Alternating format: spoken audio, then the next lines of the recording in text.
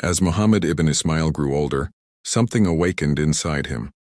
A fire for knowledge unlike anything his teachers had ever seen. The sayings of the Prophet Muhammad, Hadith, became the heartbeat of his young life. In Bukhara, he memorized thousands of narrations but soon realized that memorizing alone was not enough. The true science of Hadith required deep investigation, examining narrators, analyzing chains, and protecting the Sunnah from fabrications. Imam Bukhari would not settle for less. Supported by his mother's unwavering prayers, he set out on a journey that would shape his destiny. At the age of 16, Muhammad ibn Ismail performed Hajj. He remained in Makkah for years, studying, writing, and absorbing knowledge from the greatest minds of the era.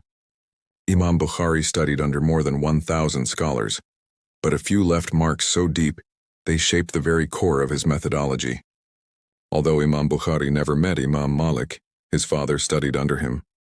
This connection planted in Bukhari a respect for strict authenticity and careful verification, principles that became pillars of his own work.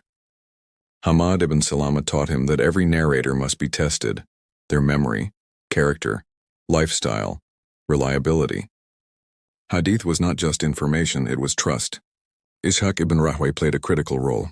One day he said, "If only one of you would compile a book of only the authentic Hadith." That simple statement struck Bukhari's heart. Years later, it became the seed from which Sahih al-Bukhari would grow. Ali ibn al-Madini was one of the greatest Hadith critics ever born.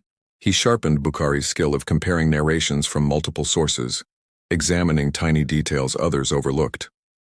Ali would later say, "No one has ever come to me like Muhammad ibn Ismail."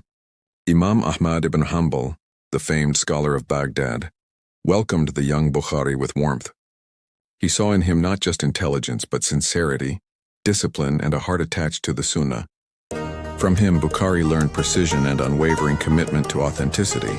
News of his brilliance spread quickly. Some scholars wanted to test him. They deliberately changed the chains of 100 hadith and recited them to him publicly. He listened without interrupting. Then, after they finished, he said, "You recited none of these correctly." He repeated each hadith, correcting all the chains word for word. The scholars were left in awe. Through decades of travel, thousands of teachers, and endless nights of study, Imam Bukhari built a foundation unmatched in Islamic history. He questioned, verified, cross-examined, and never accepted a narration unless the chain was flawless. The stage was set. His greatest masterpiece was about to begin. In the next episode, witness the moment Imam Bukhari begins compiling the most authentic book after the Quran, Sahih al-Bukhari. His process, his sacrifices, and the miracles behind it will inspire your heart. Follow, subscribe, and turn on notifications to continue this incredible journey of knowledge.